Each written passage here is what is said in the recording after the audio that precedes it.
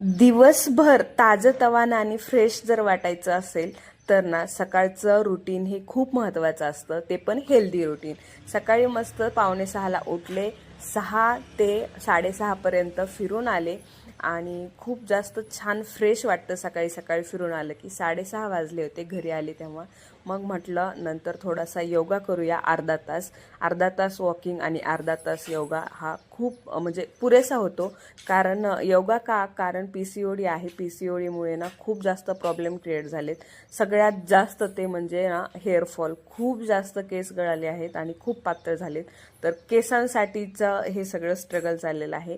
आयुष्यात सगळ्यात महत्त्वाचे म्हणजे मला तरी वाटतं की केस एकदा जर केस गेले तर ते परत यायला खूप म्हणजे प्रॉब्लेम होतो, परत येत नाहीत लवकर. त्यामुळे म्हटलं केसांसाठी आता थोडंसं काहीतरी करूया. मग योगा आणि वॉकिंग वगैरे झालं. त्यानंतर कोमट पाणी. तर कोमट पाणी हे प्यायलाच पाहिजे. म्हणजे सकाळी सकाळी कोमट पाणी पिल्याने शरीराला अनेक फायदे होतात.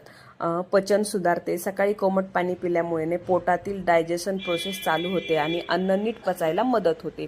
पोट साफ होण्यास मदत होते. गरम पाणी पिल्याने पोट एकदम साफ होतं, त्यामुळे कॉन्स्टिपेशन कमी होते.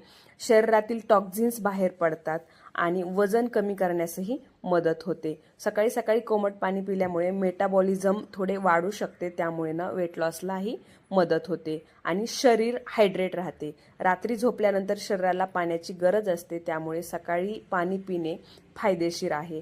त्वचेसाठी चांगले आहे. शरीराला पाणी योग्य प्रमाणात राहिल्यामुळे स्किन फ्रेश आणि हेल्दी दिसते.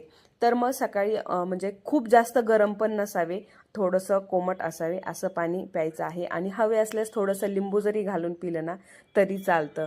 आणि मग काय हे माझं चालूच होतं. तेवढ्यात ना आरुष उठवलं, त्याची स्कूल होती लवकर आणि तो उठला आणि सोफ्यावर परत झोपी गेला.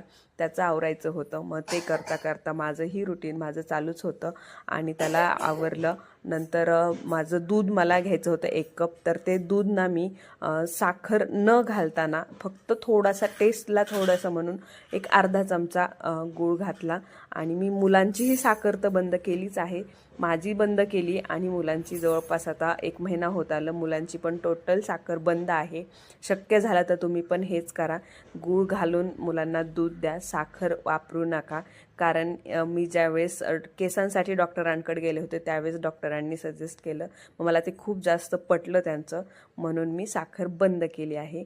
शक्य झालं तर तुम्ही पण हे करा. व्हिडिओ आवडला असेल तर नक्कीच लाईक करा, शेअर करा आणि सबस्क्राईब करायला विसरू नका.